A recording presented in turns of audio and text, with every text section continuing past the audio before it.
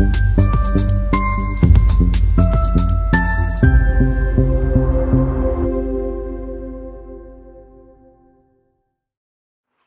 आज की प्रतियोगिता युग में पत्रकारों को अपनी दैनिक गतिविधियों में बदलती प्रौद्योगिकी का उपयोग करना चाहिए। ब्लॉगर द्वारा ये संचालित कलेक्टर कार्यालय के राजस्व हॉल में आज जिला कलेक्टर के समय जिला स्तर की पत्रकार कार्यशाला का आयोजन किया गया। पंचल इसके बारे में बात कर रहे थे। जिला परिषद के मुख्य कार्यकारी अधिकारी श्रीमती मीनू, पीएम पुलिस अधीक्षक अजय कुमार बंसल और प्रिंसिपल गाइड जिला में गवर्नमेंट टेक्नोलॉजी कॉलेज के कंप्यूटर विभाग के वरिष्ठ वर्ग के प्रोफेसर संदीप केल, कलेक्टर कार्यालय सांगायो विभाग तहसीलदार श्रीमती प्रणाली टाइड और जिला अधिकारी तरुण सूर्यवंशी प्रमुख रूप से उपस्थित थे।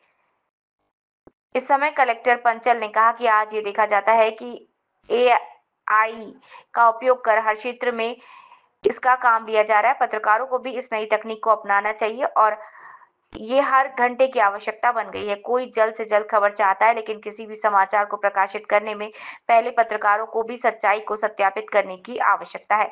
सूचना प्रौद्योगिकी के युग में पत्रकारों को आर्टिफिशियल इंटेलिजेंस एआई का उपयोग करना चाहिए। आर्टिफिशियल इंटेलिजेंस एआई कई प्रमुख तरीकों से पत्रकारिता को प्रभावित कर रहा है, इसलिए इसको उपयोग में लाएं। तनाव का सामना करना पड़ता है, इसके लिए आपको आज सूचना प्रौद्योगिकी से जुड़ना होगा। वेबसाईट किंवा फॅक्ट चेक मीडिया एक वेगळा ब्रांच बनला। सोशल मीडियावर काही पण खोटी खबर व्हॉट्सअपवर मेसेज सर्क्युलेट केला ही असा आहे तसा आहे, पण आता तर तो मेसेजवर आता लोकांना माइंडमध्ये आला की डायरेक्ट विश्वास करू नये, काहीतरी त्याच्यामध्ये खराब होणार शकते।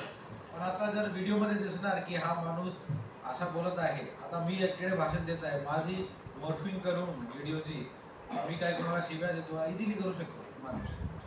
तर आणि कोणालाच कळणार नाही खरोखरी ती आहे का। लोकसभा इलेक्शन मध्ये आपण बघितलं तसं परिणाम पडला नाही पडला ते काही सिफोलॉजिस्ट नाही, पण तशी व्हिडिओज व्हायरल झाली होती बरीच। आता काल परवा एक कोल्ड प्ले कॉन्सर्ट मध्ये एक तो सीईओ आणि त्याच्या सोबतची एक कलीगची व्हिडिओ व्हायरल झाली, त्याची बरीच व्हिडिओ आता आली, ते वेगवेगळे ऍक्शन करत आहे आणि ज्यांनी ओरिजिनल व्हिडिओ नाही पाहिली तो असा डिस्टिंग्विश करू शकत नाही की ती दुसरी ती फेक व्हिडिओ आहे की नाही आहे। आता काय खरं आहे काय खोटं आहे त्याची बाउंड्रीज नाही राहणार। तर मे बी भविष्यात त्याचे पण टूल येतील एआय डिटेक्ट करणार आहे, पण त्यावेळी जो फील्ड मध्ये जो रिपोर्टिंग करतात त्याची व्हॅल्यू वाढणार आहे। कारण आपण जो आहे त्यांनी ऍक्च्युअल मध्ये ग्राउंडवर बघितलेलं आहे काय झालेलं आहे किंवा ग्राउंडवर जाऊन व्हेरिफिकेशन करू शकतात की काय करणार आहे। त्यामुळे एआई एक अशी गोष्टी आहे जो की फार डेंजरस होऊ शकते, पण त्याचा वापर केला तर त्याच्यापैकी आपली एफिशियन्सी आणि कामाची सगळी व्याप कमी होणार। त्याच्या नक्कीच आजची कार्यशाळेच्या माध्यमातून आपल्याला बेनिफिट होणार आहे।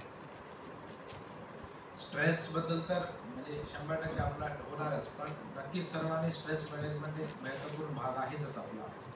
आणि आपला पण एक अशी लाईन आहे तुम्ही सर्वांनी की स्ट्रेसचं काम आहे आमच्यासारखीच। माझे अजून मुंबईचे बरेच मीडियाचे मित्र आहे, ते कधी कधी फोन करतात काही घटना झाली तर क्या सर आपको भी काम लगा देते हमको भी काम लगा देते। तर खरी गोष्टी आहे, काहीच एमर्जन्सी आली तसा आम्ही लोकांना पळापळी करावं लागतं, तसंच मीडियाचे बांधवांना पण पळापळी करावं लागते। दिवस रात तर आपल्याला बघता येत नाही, त्याचा परिणाम 100% आपल्या फॅमिली लाईफमध्ये आणि सगळीच गोष्टीमध्ये होतात, पर्सनल मेंटल वेलबिंगवर होतं। परवाच मी सांगतो, मी परवा जनरली मी 12 नंतरच झोपतो, परवा मी झोपलो लवकर 9, 9:30, 10 वाजता झोपलो। 1:15 वाजता एक पीआय साहेबाचा फोन आला, काहीतरी घटना होती। आता 1:15 ला फोन आला, तो 15-20 मिनिट अर्धा तास जो काही झाला, पण मला 5 वाजता झोप आली परत। तर आता त्याचा परिणाम 100% नेक्स्ट डे होणारच त्या गोष्टीचा। तर हे आपला सगळा जो मोबाईल आहे, कम्युनिकेशन वाढलं आहे आणि जो आता प्रेशर बिल्डअप झाला आहे, म्हणजे अगोदर होता की तुमची डेडलाईन असायची 5:30-6 पर्यंत पाठवायची प्रेसमध्ये, तिकडे ती न्यूज प्रिंट होतील, नेक्स्ट डे येतील, डेडलाईन वाजती। आता डेडलाईन 15 मिनिटाची 10 मिनिटाची, कारण तोपर्यंत दुसरा ब्रेक करून देतो।